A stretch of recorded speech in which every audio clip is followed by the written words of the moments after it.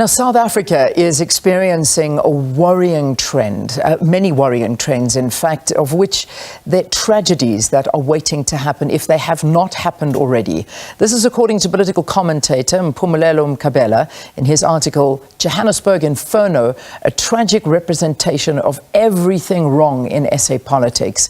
Mkhabela argues that the biggest South African tragedy is the failure of politicians to see that they are the midwives of the Marshalltown disaster. This brings up a series of incidents and the government's response to them, and whether there has been sufficient accountability and consequence management that has led to holding responsible government officials and parties involved accountable.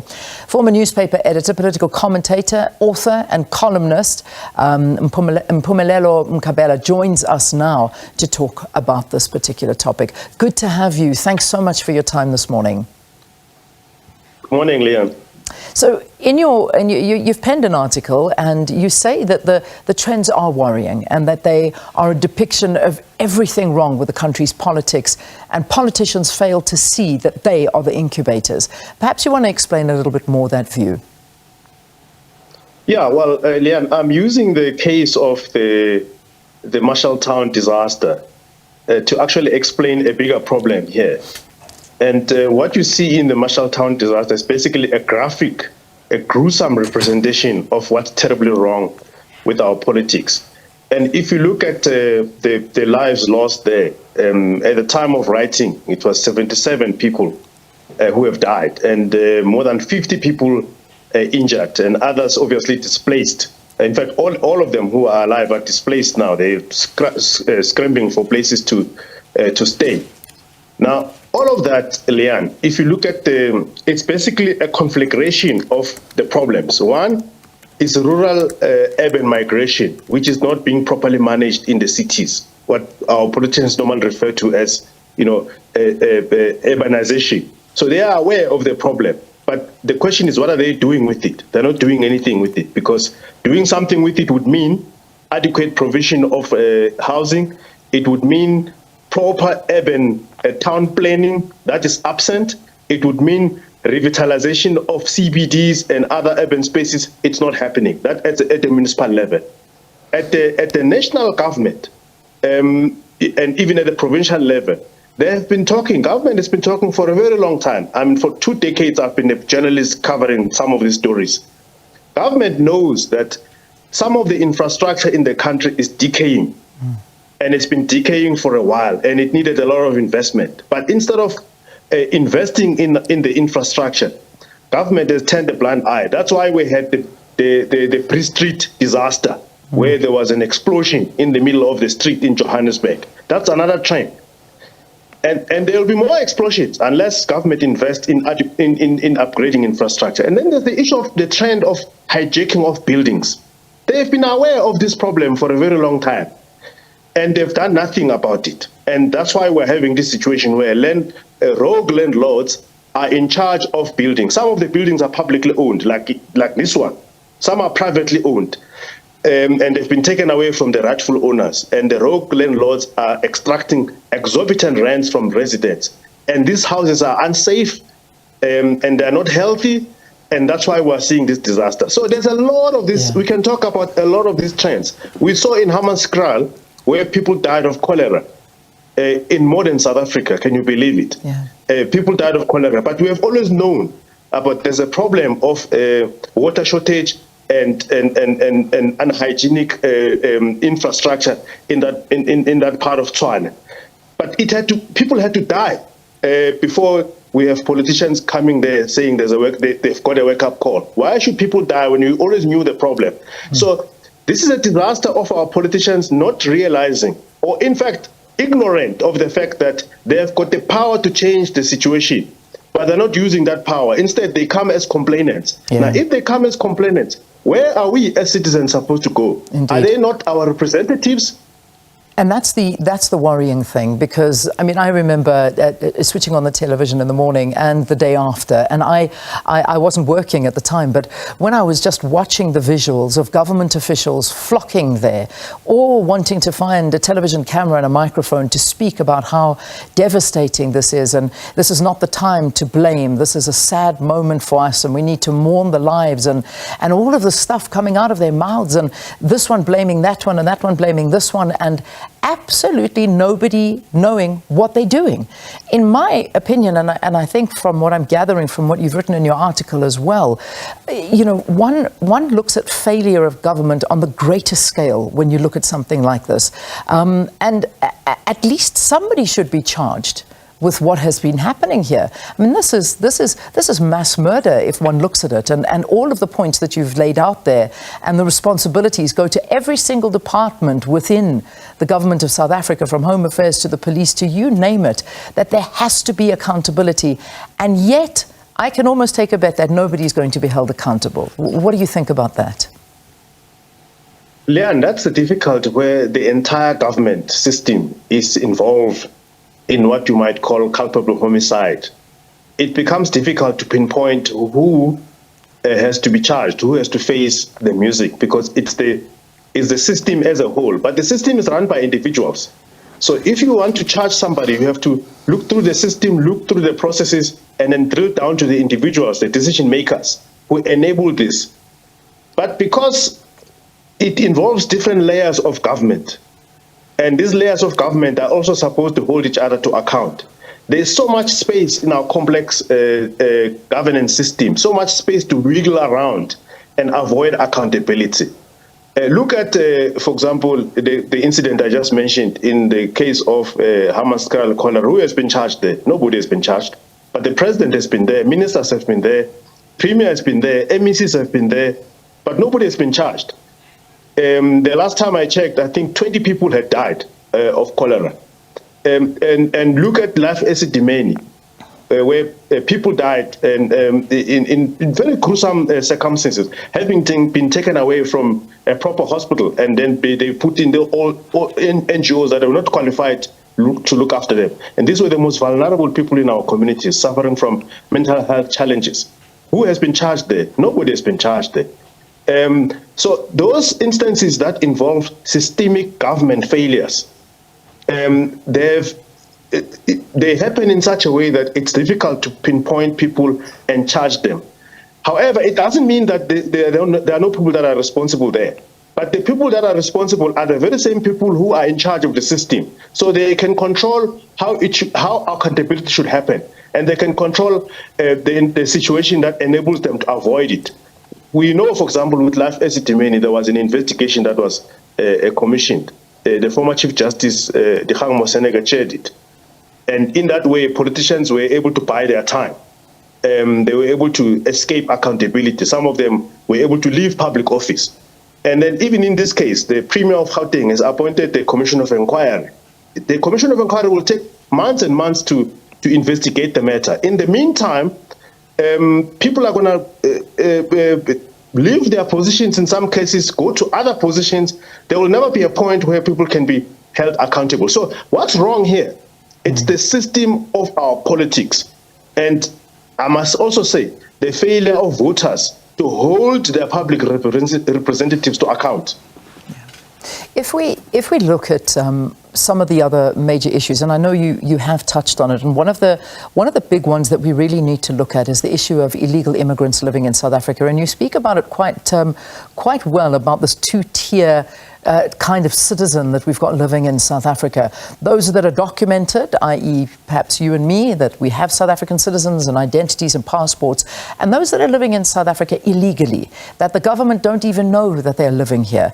And yet there is rampant crime, there is drugs, there is carjacking, there is rape, there is murder. There are slums in many parts of the country. But I mean, this is just a couple of kilometers away from where we're broadcasting, up in Joburg, where buildings have been hijacked and they have become havens for this criminal activity that we talk about, that are run by illegal immigrants, people that have run from their countries because of political instability, which as South African and the government stance, we don't don't seem to take a stance in any way against these countries that are treating their citizens so badly, and yet come and take refuge in South Africa and are responsible for a lot of the crimes. I mean, if we look at that as an angle, this is a major problem that are threatening the lives of the citizens of this country. And yet, when they are here, they're allowed free medical treatment. They are obliged to.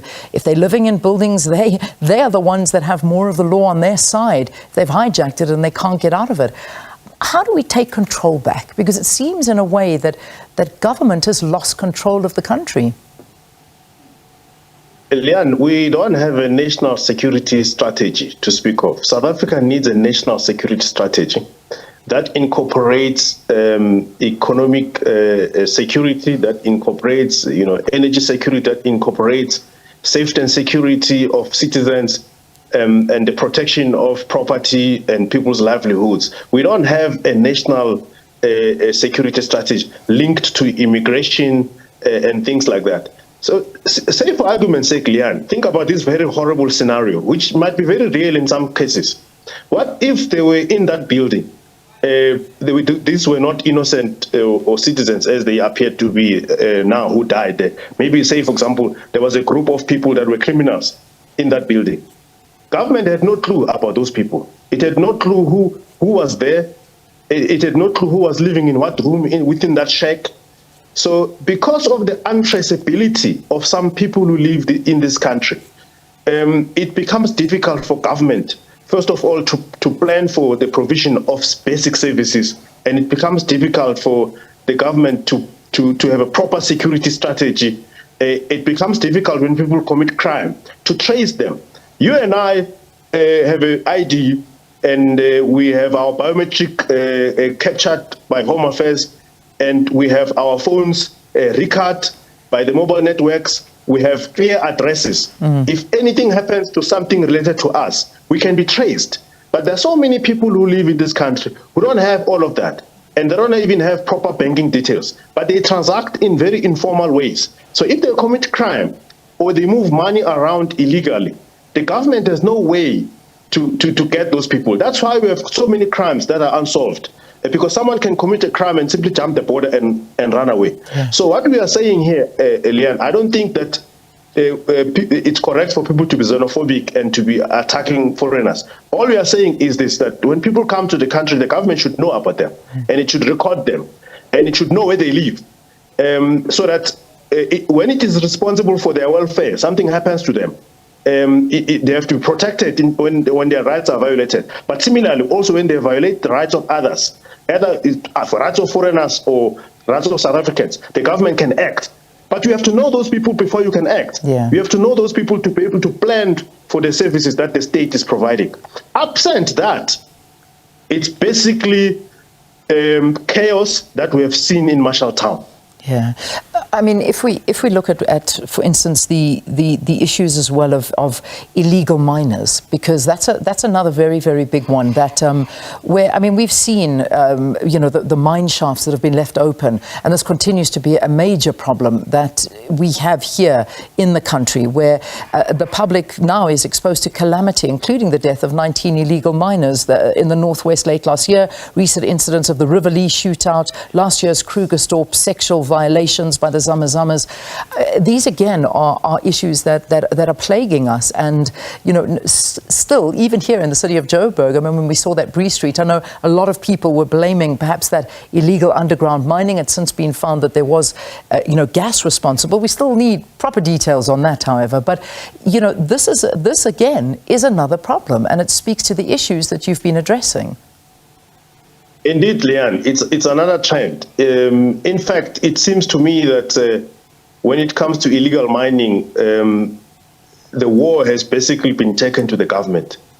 We know some of these groups, for example, have posted on various social media networks actually challenging the government, challenging the authority of the state of South Africa to take them on, because they are so confident that they can remain in South Africa, they can continue to do their criminal activities without the authority of the state being stamped.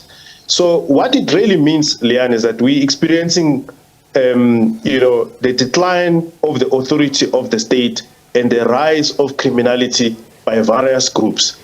And unfortunately, in some of these instances, law enforcement officers are implicated. And in that way, they put their colleagues in harm's way, because how does the police enforce the rule of law when some of their own are accused of being linked to some of these criminal syndicates? But again, this trend of illegal mining is also linked to the other trend we spoke about of illegal immigration.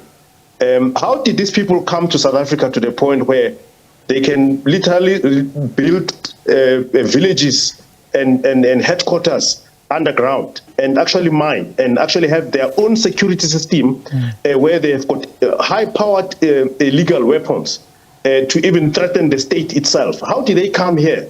How did it happen?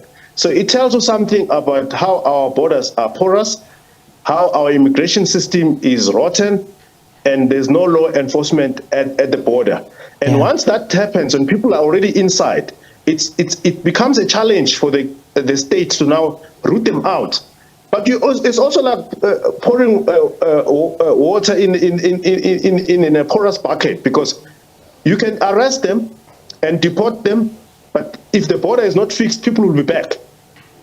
So it's a combination of trends. And the other thing, Leanne, that I've noticed also is that the government tends to focus on people that are following the law. If you look at, for example, I've got some exposure in the mining sector, and I know this. If one worker dies at the mine, I can tell you the following day the government is going to come and close the mine. One worker dies at the mine, or there's one incident where a worker is injured, the government is going to come and close the mine and do proper inspection, ask for reports and all of that. But here is a situation here, a very grave situation, where almost every month people are dying underground in these illegal mining activities. But the government is not able to stop it. And the illegal mines are known. Government has got a record of where the mines had been, but the government is not able to go there and stop these illegal mining activities, or at least hold to account those companies that owned those mines. Exactly. Why were these mines left derelict in that state? And that is the root cause of all of this. I mean, all the questions and points that have been made are those that will remain unanswered. But all that will happen is that more and more commission of inquiries will be set up, and retired judges will be put to head them. And we think things are being done. For instance, what's going to be happening now with the hijacked buildings, and we've got Justice Kampepe, who's been appointed to head up the inquiry into the issue of hijacked buildings. We'll spend millions, but what comes of it? And that remains the unanswered question. I got to let you go. You've got to take your child to school, whether you like to do it or not. But I got to let you go. I know that you needed to be done very quickly, just before 7 o'clock, and I think I'm on time. Mpumelelo Mkhabela, thank you for talking to us. Thanks so much for your views on this issue. Political commentator and author, joining us here on the program and talking about a very, very many serious issues that are plaguing our country. Accountability, or lack of, seems to be the biggest problem. It really is.